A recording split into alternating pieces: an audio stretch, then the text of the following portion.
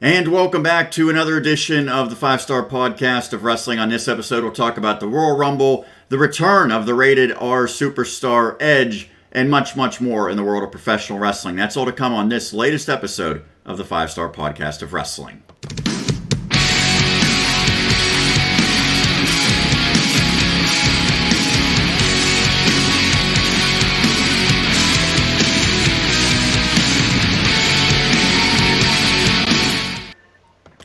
And welcome back. A long overdue episode. I am your host, Sean Meyers, joined by a returning Justin Lowery. Justin, the last time we convened on this show, I think, was mid-December.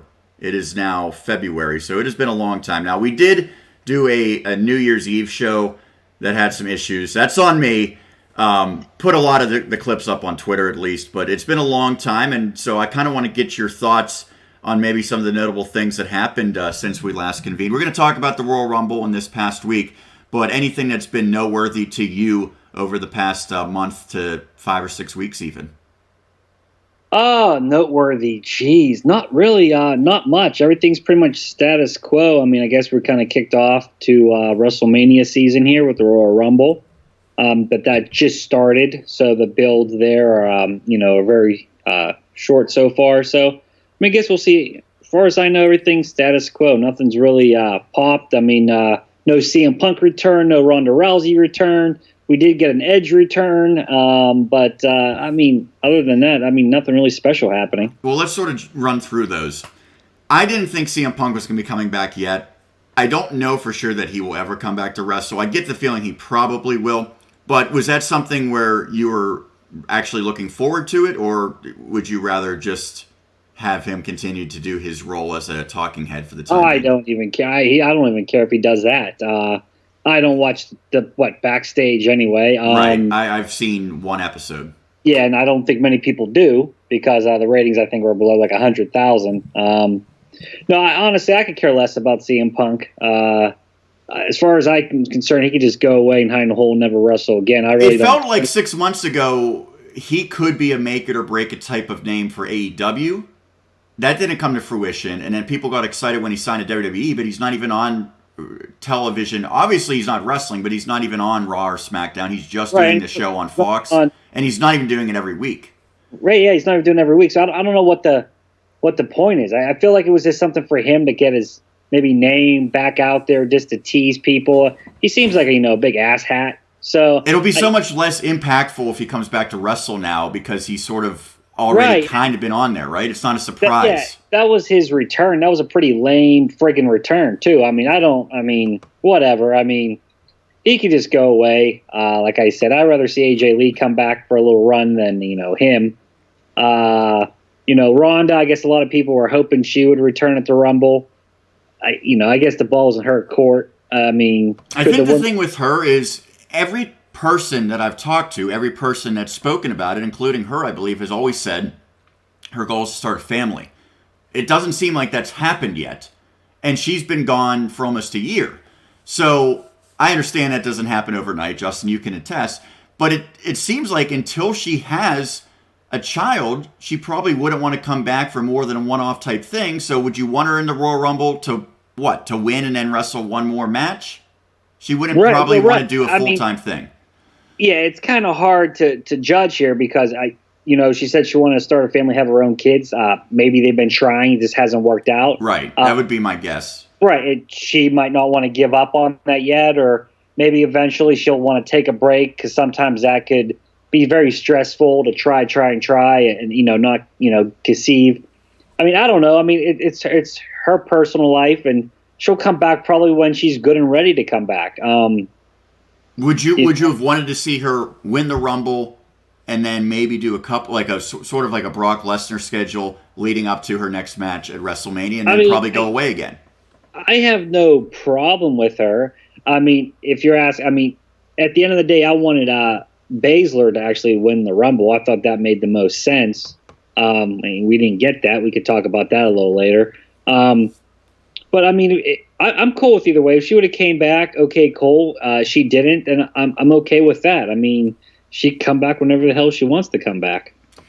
Well, you mentioned the third person as far as comebacks, one that actually did happen. And I don't want to say it was shocking because I think you and I both had heard rumors that Edge was hoping to come back a few months ago. But he did at the Royal Rumble. And to me, I'm sort of conflicted on this. One, I think Edge was great. Now, is he like an all-time great? No. He was just in an era where he won a lot of titles because that's what guys did in that time. I think he's what they said, an 11-time champion. But I never thought he was the best in the business. I think he was like a top 5 in his peak. But there was no doubt his career was cut very premature. He left when he was probably in his prime. Now you fast forward almost a decade, and he looks a lot older. I think he mentioned he's, 47 now? And he's had some severe neck issues. So my first fear is he going to do even more significant long-term damage by coming back? I would think this has to be somewhat of a risk, although I know that the doctors with WWE wouldn't clear him unless they felt that he was suitable. But ultimately, I think best case scenario is he maybe gets like a 2-year run out of this where he looks pretty healthy and, like he said on Raw, can walk away on his own terms. It doesn't always work out like that, however. I never was one who was clamoring for an Edge return. More power to him. Did you ever think it was a possibility until a few months ago? Because I certainly didn't. No. And I mean, clearly, if the WWE doctors cleared him, he must be 100% okay because they wouldn't take that liability. From what it seems like, it's a 3-year deal, with a minimum of like 3 matches a year. So he's not going to overtax his body.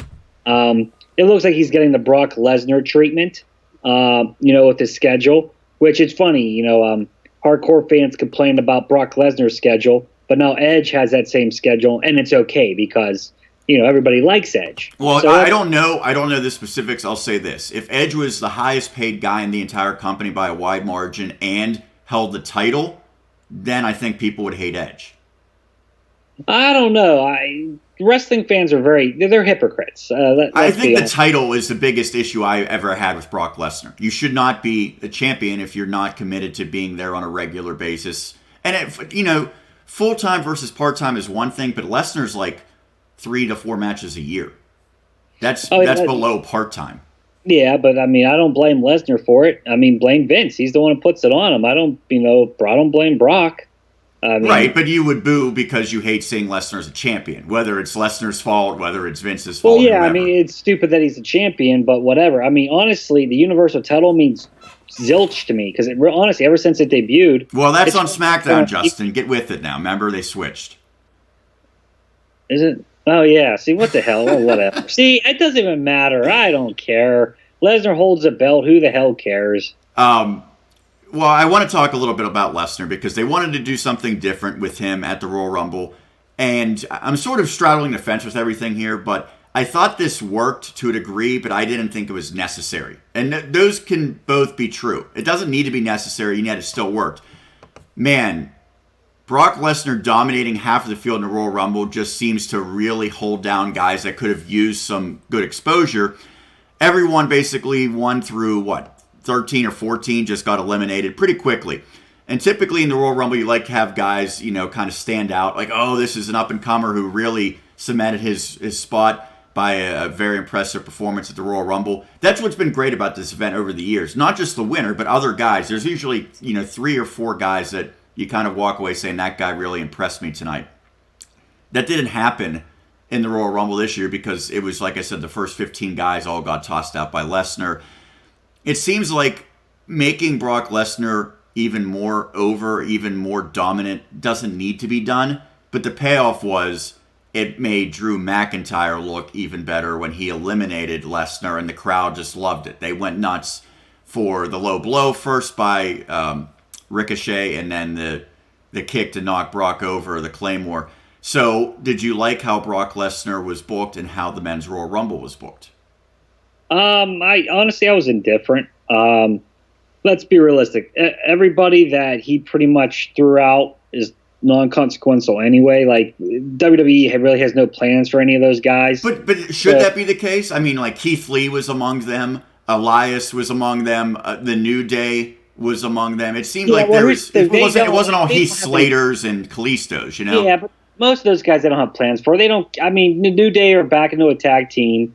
I mean, there was a little back history with Kofi, but let me give you an example. However, could that not have been a scenario where Big E gets a breakout moment? Well, sure. And actually, the person I wanted to win the Men's Royal Rumble was actually Keith Lee. If you would have put it down to me, have him eliminate Lesnar, set up a match, with Brock, because I thought that could be with money. Lee getting promoted to Raw, if you will. Yes, I mean, because you don't want an NXT guy winning, and then the NXT match is where you use the title stipulation because no, but you don't have to. He could eliminate Lesnar, and he gets the call up to the main roster. I mean, that's fine. I mean, okay, Drew's fine, but I just want to keep Lee. I mean, everyone Lesnar eliminated is basically at best mid card, mostly low mid card. I mean, the New Day, are pretty much the biggest names he eliminated, and they're relegated right now to the tag team. What about Rowan, Justin? He eliminated Rowan. Yeah, well, that was all those squash matches just wasted for that. I mean, damn, I had no problem with it. Well, it was whatever. It was something different, I guess. I mean, nothing really exciting, though.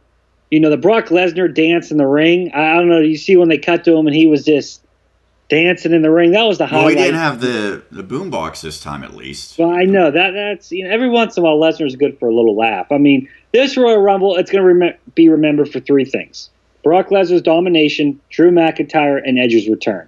Right. Everything else is forgettable. Like, you won't remember anything else about the Royal Rumble. Not MVP's return? No. That's a one-off, by the way. He came out and said that and then his match on Raw, and that was it. And he seemed very happy with that. And I think that's cool. I guess his kid wanted to see him wrestle. Yeah, I felt like I was watching SmackDown in 2009 the other night. Turned on Raw, and I had to double look at the year. Drew McIntyre wins it. I was ecstatic because I think you and I both feared that it would be someone that the fans would revolt against. And Roman's awesome. Roman has really been appreciated by the fans during this run, but this would be the type of thing that would turn fans against him because he doesn't need it. He can get a title match basically just because he's Roman Reigns, and I thought that Roman was going to win this, and I think we were on the same page. For Roman's sake, more than anything, I didn't want to see that happen, so I was thrilled that it was McIntyre instead of a Roman, instead of a Seth Rollins, or even a Randy Orton. Well, yeah, okay, Roman's going to face Bray, WrestleMania, fine, whatever. But I don't like that match for Roman, by the way. No, I don't know if it's going to go well for him. It won't. I'm telling you right now, fans love Bray Wyatt because he's so different. Right, but I mean, yeah, Roman doesn't need to win. There's certain people that don't need to win the Rumble. Like Charlotte Flair. Right. I think the Royal Rumble should be used to get people to the next level that don't need it. Like we just talked about Roman. He's already won it, doesn't need to win it again. He can get a title match without having to win the Rumble. Agreed. And he would still be a viable, you don't need to build him up any further than he already is. Right. Charlotte, again, doesn't have to win the Royal Rumble. She can just get a match whenever she wants because she's Charlotte. To me, that was them Charlotte's won SmackDown Raw. We have to give her all the accolades possible. She's I agree. So, boom, let's get her to the Rumble out of the way so she can, have accomplished everything a woman can. Because I think she has, except being, a tag team champion, I guess. They'll do that at some point, don't you worry. It won't even be with a real partner. It'll be someone she's feuding with that they'll you have to wrestle in a tag team match. Right, so she can claim a title reign. Absolutely. That's what that's all about. But, I mean, when it first happened, I'm like, well, we don't want to see her and Becky again because that's been done to death. Well, yeah, I was going to ask you. To me, it's a lot tougher with the women's Royal Rumble because at WrestleMania, the two women's title matches, one of them probably isn't going to mean that much, right? Unless they do the same gimmick that they did this past year where they make it into one gigantic match. You saw what the rumor is, right? Enlighten me, Justin. That's why we're here on the podcast, to bring news to the fans. You notice how, she's saying she's going to, choose a title. Right. It's not going to be Becky. It's not going to be Bayley. She's going to challenge for the NXT women's title in Ripley, and that will be the WrestleMania match. I don't like that. That's the first I've heard it, but I don't like that idea. It doesn't make any sense to me. If they want to promote NXT as on the same level, right, as a third brand, Do you remember back in the day when I think Taker won the Rumble? They had Lashley as the ECW champion in the ring too, with like the heavyweight title and the WWE champion. So if they're going to try to promote now NXT as a valuable third brand, plus I could see them wanting Charlotte to appear in NXT down the stretch to beat AEW in ratings because Vince loves that. If that's what they're going to do, I mean, at least it's a fresh matchup, right? Is that one that anyone's going to be really looking forward to other than the hardcore wrestling fans at WrestleMania? WrestleMania is more about you appeal to people who are only watching it 4 or 5 times a year. Well, and to their point of view, maybe they're thinking if they can use Charlotte for those people to promote Rhea Ripley and a new brand, I get that part. So let me ask you this. In that scenario, what do Becky and potentially Bayley do if they're still champions?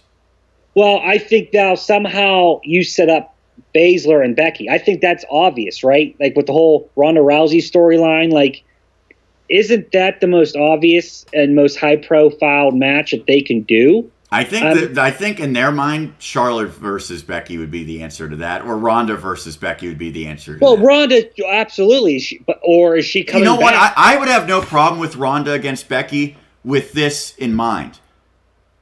Ronda would probably win that match. Is she going to continue to stay after WrestleMania? No, probably not. So then do you want Becky beating Ronda and then Ronda disappearing again? If they could commit to Ronda sticking around, I would love to see that rematch. Or if they just have Becky win actually cleanly against Ronda, but then it's like, do you want Becky being champion for a year, beating everyone? Does that sort of turn the fans against what should be a hot face?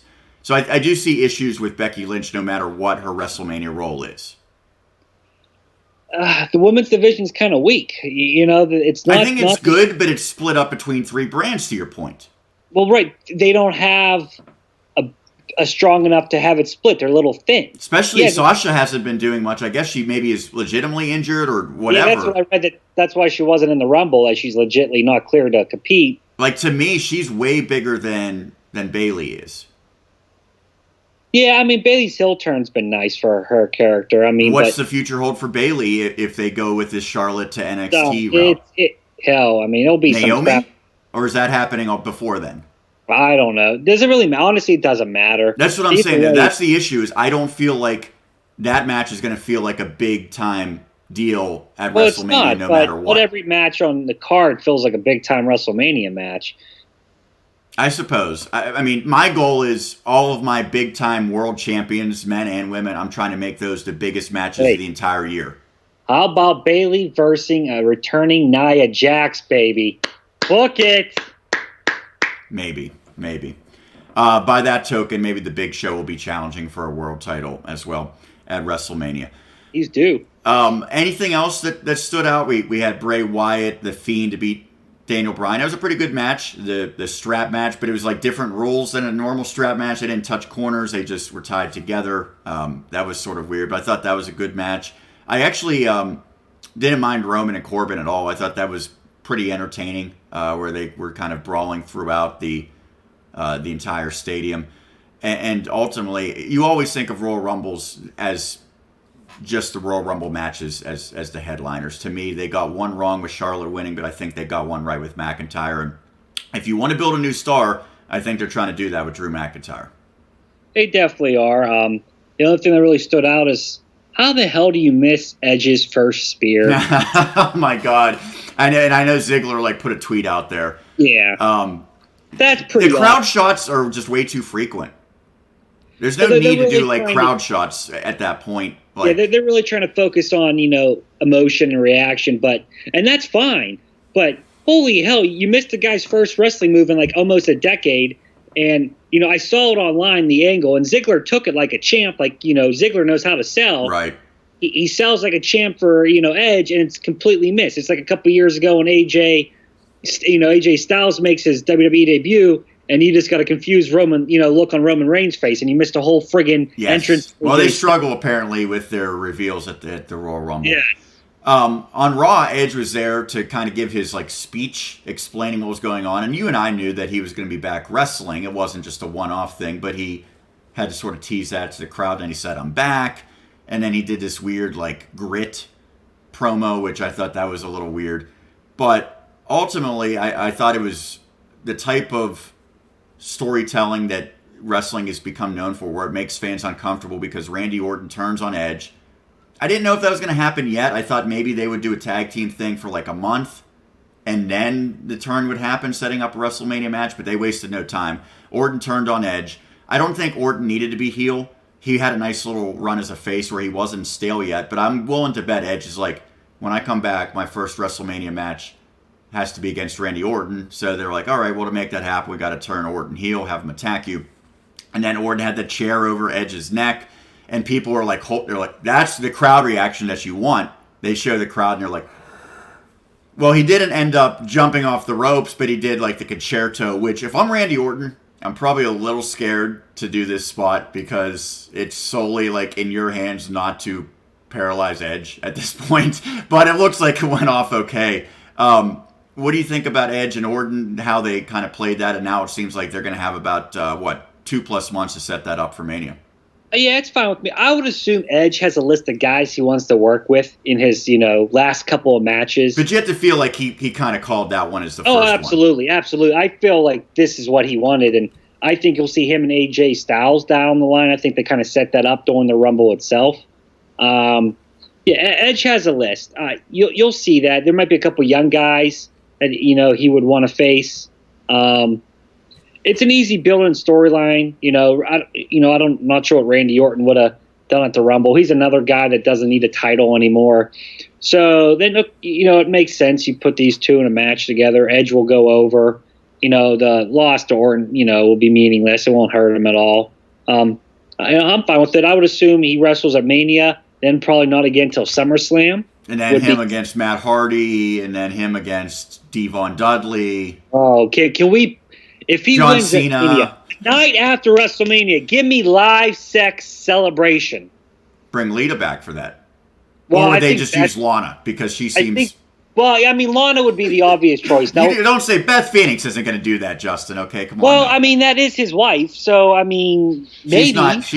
Lana would definitely do that, but that's not Beth Phoenix's style. And then, by the way, how about Beth Phoenix, bleeding profusely from the back of her head? Yeah, they're so concerned about health and safety and concussions and head injuries, and yet she continued. I guess it was because they needed her to be one of the final competitors in there, but that seemed like a case where she probably should have been taken out of that match. Oh, yeah, she was busted open pretty good. It was getting all over other wrestlers, which they really don't like. And with her blonde hair, it made it even look worse in the head whenever they showed it. Yeah. I'm guessing that she's fine, but that's something that it seems counterintuitive from what WWE typically has done. Well, especially you saw how they reacted to AJ Styles, who legitimately got injured in the Rumble, and all. Yeah. So is that like a long-term thing, or is that still up in the air? I think it's up in the air. I read that he could be out 4 to 6 weeks. They're hoping he's back, for Mania. But it looks like when he took the spear, he landed on his shoulder awkwardly. And he sold it kind of over the top as well. I think maybe I think he oversold it to the point where he actually injured himself. And you saw the doctors when he was laying in the corner, 5 or 6 of them, around, and then clearly right away Edge eliminated him, just within. And it was just sort of he just threw him out because they needed to get AJ clearly out of there. He needed to get out of the ring because apparently he couldn't even lift up his arm. What else was noteworthy this week that we saw on television, whether it be Monday on Raw, last night on SmackDown, or even on Wednesday with the battle between NXT and All Elite Wrestling? I don't think there was anything really noteworthy. It's status quo, same old, same old. Nothing. Give me your thoughts on how AEW has sort of evolved, because from the last time we talked, it's been up and down because AEW didn't run a show the one week and NXT got huge ratings, correct? Well, AEW hasn't been beat in quite some time. Well, I was going to say, so from New Year's on, AEW's really pulled ahead in that regard, and NXT's kind of tailed off pretty significantly. Yeah, a little bit. AEW's holding its audience. It started to regain some viewers from earlier, right? Yeah. 2 weeks ago it was pretty cool. They had the show on the Jericho Cruise, so that's just different. They're on a cruise ship doing a show. That was kind of cool to see. It reminded me of WCW. Did they do it like the Bash at the Beach type thing? Is that what they... Well, that was a week before. That was something different. Oh, okay. Yeah, this actually reminded me of, like, remember WCW Spring Break when they would do like Nitro episodes and stuff like that? Yeah, Panama City or whatever. See, I didn't really watch WCW, but I vaguely remember that. Yes. Yeah, I mean, it was cool. It had a different feel. I mean, the AEW show feels way more important than NXT just because of the crowd and where they're at. I think, where were they at? They were just in Cleveland, I think, on Wednesday, and the crowd was actually pretty hot. It was a pretty good crowd, so that was impressive. Is the show clearly like building from where it started? Yeah. In the last couple of weeks, I've noticed, there was a lot of complaints that the Elite were actually not putting themselves over enough. Which is that's so weird, because obviously when this promotion started, the fear was the opposite. Right, but I think what people were saying is we tune in to see you guys because basically that's all you guys got right now. I mean, their depth isn't great. Stop trying to put these crappy guys over at the expense of you. All of a sudden, the last couple of weeks, the Elite have been winning their matches. They're not getting beat down anymore. Kenny Omega and Adam Page won the tag team titles. So you're seeing, and I think they're still teasing an Adam Page descent, there a little bit. They're actually starting to do long-term storyline building. Cody and, MJF. We got Jericho and Moxley. So they are building towards their pay-per-view at the end of the month, so it's starting to look more like an actual show. We're seeing more than just matches. Though there's still random just matches put together weekly without like any rhyme or reason. And know what? I don't mind that, because I feel like when I watched Ring of Honor for many, many years, that's how that show was. Sometimes it's like, hey, we have two good wrestlers that are going to go out there and do that. However, I'll say on Raw and SmackDown, those are the type of matches that get no reaction because you have very general wrestling fans and they don't know who these people are. They don't care about their great in-ring ability if they're just insignificant, unentertaining people without a story behind it. But I feel like the AEW or the NXT fan base, matches like that work more often, right? No, I agree. And I hate to say it, but Jim Ross got to go. He's not very good. I saw, he wasn't good at the end of his WWE run. No. And as many people that rip on Jerry Lawler, when he came back, I wasn't excited about it, but he seemed like he's fairly sharp. Like he hasn't really fumbled over his words or gotten very confused. I feel like Jim Ross has had that issue for a long time. Jim Ross is all over the place. He mispronounces words, doesn't say proper things. And they just signed Taz. I would rather, which I think that's pretty big. I mean, for as big as an announcer can be. Right. I mean, Taz is decent. I would actually like to see them replace Jim Ross with Taz because Jim Ross doesn't have it anymore. I'm sorry. And then Shivani takes over as the number one play-by-play. Right. Yeah, because Jim Ross doesn't have it. He's definitely the weak link on that broadcast. He screws up 5, 6, 7 times every week, and it's just a bad look. I'm sorry. I know he's a legend. Well, apparently Britt Baker took him to task in her promo. Although I will say, that got in the Pittsburgh area, that got a lot of press. But like, I don't know, it felt very much like that was something. WWE scripts their stuff, and for some people, you shouldn't be scripting. For others that need stuff scripted, it seemed like that was pretty scripted. Everything that she was going to say, it wasn't like Britt went off the cuff on that promo, right? Well, I don't think you want Britt Baker going off the cuff. I mean, no offense, I don't know how good, if she can do a shoot promo, but... And Eliza said the same thing. Like, there's some people that it's good that they have scripted promos. Yes, I agree. Is AEW having the impact in the wrestling industry that you thought it would when this was announced that it would be having a weekly TV show? So far, yeah. I mean, they're holding an audience usually around 900,000, which they're happy with. They're just slightly under 1 million. It's proving beneficial for the wrestlers, so I think there's the biggest impact. It does give people now another outlet to watch. I saw last week the 49ers. Was it Kittle who mentioned? Yes. So one of the Lucha Bros, right? Yes, right. If you're an AEW, you have to be thrilled that on a national stage, one of the NFL top players, maybe the best tight end in the game, if not undoubtedly the best tight end. I would say either it's one or two. I mean, but I know you're a little biased, and that's fine. But I could go with the best. I would rank him number one. But anyway, He's a huge WWE fan too, though. So it's not like he's Team AEW. But it's still good that he threw out that. It's a little pump, that you can use, and maybe somebody watching that goes, "Oh, who's he talking about?" And then they tune in, and it does seem like AEW is trying to tie in with sports because they have a lot of advertising on TNT, which is known for the NBA, right? Course. And WWE has a lot of tie-in with sports. I mean, which I think that's like a good thing in a sense for WWE. That being said, I would be all aboard when, Fox is taking over SmackDown. They want to make it more like sports-based. I would have been okay with that as long as you still understand that it's professional wrestling. But, I would be more like, okay, these are serious competitions. Wins and losses matter. Here's why we're going to do this. Here's why you're the number one contender, and not have these ridiculous storylines. But WWE never seems to really be able to fully commit to that. Like, if you want to make wrestling slightly more logical, slightly more sports-based than just full entertainment, I'd be okay with that shift, but it doesn't seem like WWE's really done it. So if you want to get the crossover with the sports world, I think you need to do a little bit more of that, because when they talk about it on ESPN, sports fans just say, "Oh, well, I don't care. It's professional wrestling. It's stupid." ESPN gets blasted when they, breaking news, blah, blah, because it's not really, it's predetermined. So, they're athletes, but everyone can be fine with it being predetermined. It's just like the Rusev, Lana, that type of stuff, or the dog food type of stuff. That's like, well, this is why wrestling's embarrassing. If you just have two guys that go out and have a really good match and say, well, they're not really hurting each other, I still think that you can appeal to the sports side of it if that was your approach. Well, yeah, wrestling, they do a lot. WWE does a lot of things that are better than themselves. Do you think in the future that's what wrestling will become? Where it's just great athletes? Not as long as Vince is around. Absolutely not. I agree with you in that regard. There was some news this week about WWE where two of their top execs, I guess, were fired. I don't know if they, stepped down, fired, whatever. Seems like weird timing because, as you know, the Super Bowl is this Sunday.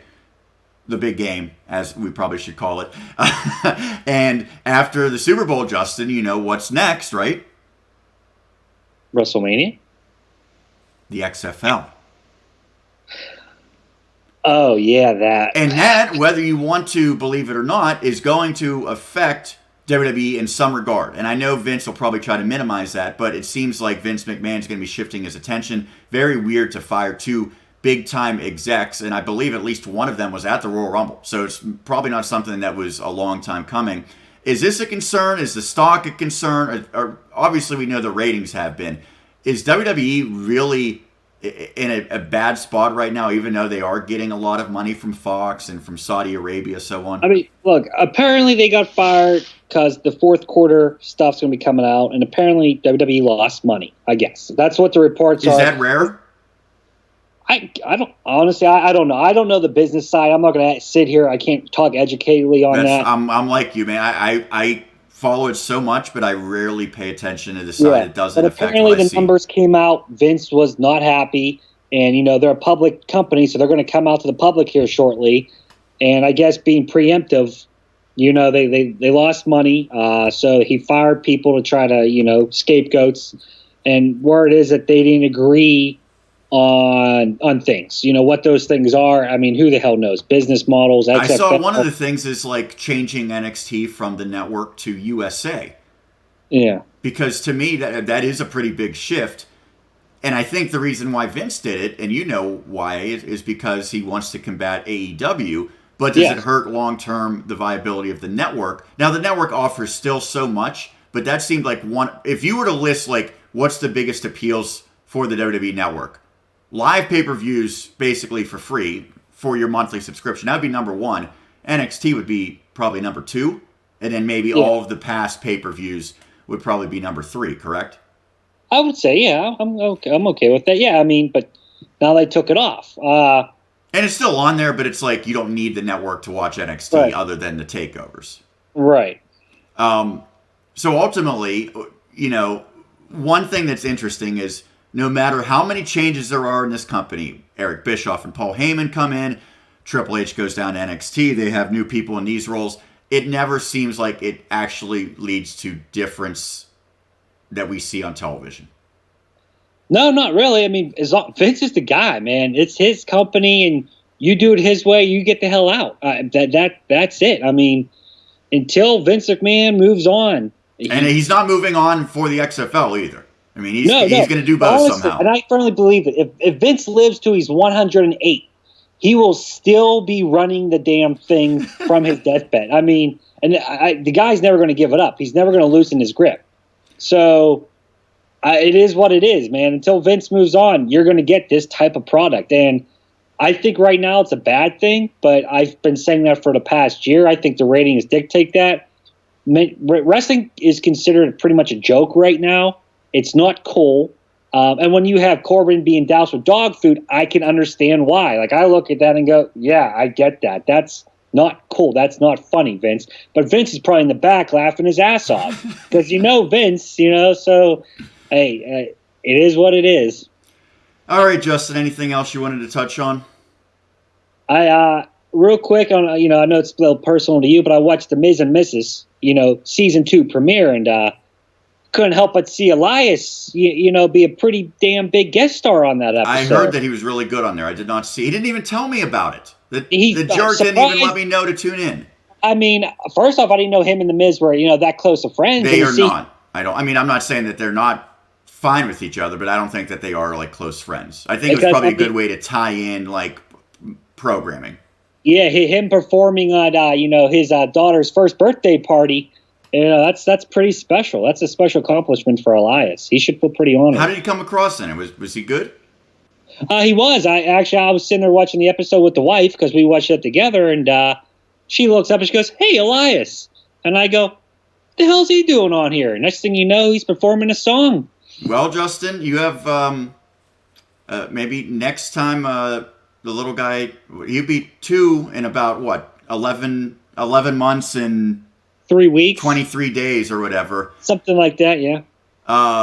Well, if little Grayson wants Elias for his birthday party, you let me know. Right. I mean, that will be a big key here. I got some connections. Maybe we can see if that works. As long as it's on national television, I think that he would be... I bet you it could work. Yeah, maybe. Yeah. I mean, we could air it on this podcast. That's basically the same. All right. Great stuff, Justin. Thank you for doing this again. The goal is to try to do this as much as possible leading up to WrestleMania. We'll see what happens from that point forward. But over the next couple of months, it is the biggest time of the year for the WWE calendar. We will try our best to come once a week with the podcast, if at all possible. For my colleague, Justin Lowery, Sean Meyers signing off again. You could follow us on Twitter, 5-Star Pod Wrestle, Instagram, 5-Star Podcast of Wrestling. Subscribe to the YouTube channel. Get notifications each and every time we have an episode. Hopefully it won't be another month plus in between. But for now, we'll sign off. Hopefully we'll catch you again next week. It'll be here, and it'll be on the 5-Star Podcast of Wrestling.